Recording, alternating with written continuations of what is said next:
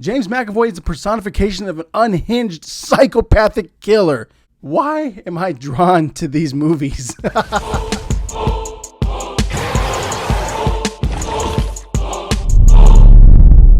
Hey everybody, welcome back to MF Reviews. I am your host, Michael. So essentially this movie is about an American family and they go on a vacation and they meet this other family from Britain and they have a great time. They really enjoy each other's company. Well, the British family invites the Americans to their idyllic countryside house. And well, it's basically a nightmare waiting. Listen, you have to come and visit. Yeah, that'd be great. Yeah? Yeah. Done. This movie stars James McAvoy, Professor X. It also stars Mackenzie Davis, who you might recognize from Terminator Dark Fate. You know, she was the lesbian Terminator. And Scoot McNairy, who I really recognize from Narcos Mexico. So a lot of people have been complaining about the trailers revealing way too much about this movie. And having seen the movie without seeing a single trailer, I'm telling you guys, this is the way to do it.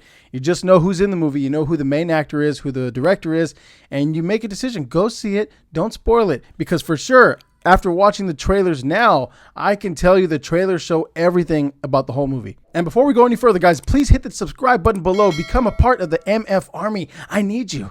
I don't bite hard. So the biggest standout, obviously, is James McAvoy. This guy has been in so many different roles. He's truly one of the best actors in Hollywood. You've seen Glass or Split. You've seen James McAvoy transform himself into many different types of people. This guy is a true character actor, and in this movie, he does not disappoint. What is it about Nightcrawler and American Psycho and Speaknoevil? What is it about these movies that draw us in, that make us sit down and watch? Just something innate and primal about a man unraveling and going berserk as he loses his mind in another family.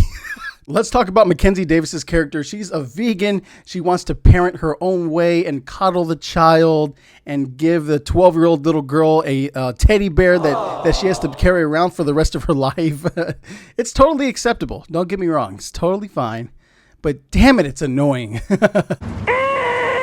She's that person that you can't take anywhere. There's always something wrong. You know, that's dirty, or they said something. Like she has something to gripe about every freaking 10 seconds. And then there's Scoot McNairy's character. He's so weak as a man. He gets pushed around, told what to do. He can't control his family. He's just a typical loser beta male cuck. Settle in. I promise you guys, it could be a great weekend.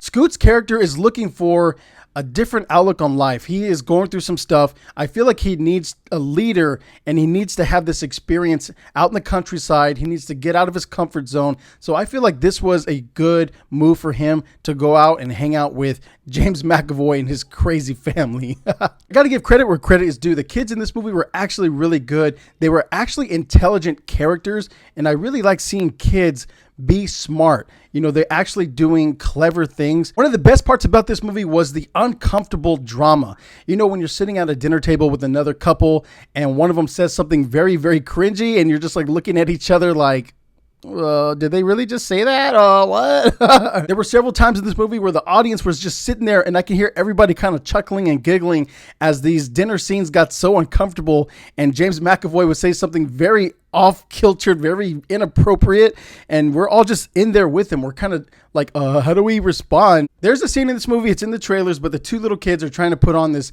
dance performance for the moms and dads. I call it the Cotton Eye Joe cringy dance, you know, the bit Cotton Eye Joe, dirty hoe, you're there to come from. And it's one of the most uncomfortable, most unsettling moments as one of the dads is just freaking out and he doesn't know how to process this, and we don't know how to process it as adults and parents. It's like, how would you act? How would you feel if he was getting yelled at and is just a kid? Like he's getting screamed and yelled at by his father. What do you do? How do you kind of calm the tension down and de-escalate the situation? Now let's talk about the negatives. So of course, this is a thriller movie. Of course, the character is going to do a lot of really dumb things. There's going to be a lot of red flags and they never leave. Okay. That's a given in these movies. I hear a lot of people complaining that the characters were really dumb. Why didn't they just leave and drive away and they had the opportunity? I have to disagree. I don't think the characters were dumb. They were just trying to do something. They were trying to get out of their comfort zone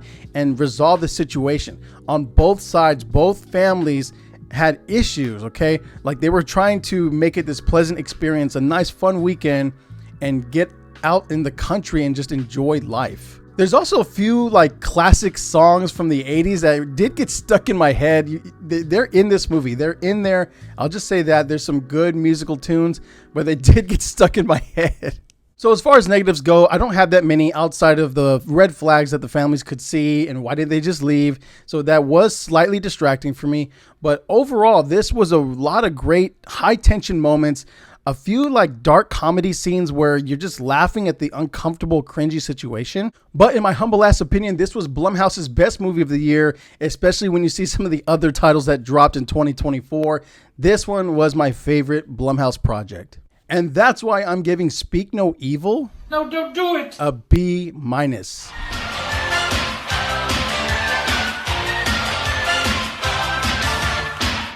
This is a great date night movie. It's fun. It's not overly gory. There's a lot of funny moments as couples that you can experience together. So take a spicy senorita if you can. So what do you think about Speak No Evil? What's your favorite James McAvoy movie? How does this rank on your Blumhouse flicks of 2024? Anyways, guys, that's going to do it for today. I'm going to go watch some football. I'm having a great weekend with the family, and I hope you are as well. And guys, don't forget to take care of yourself. Take care of your family.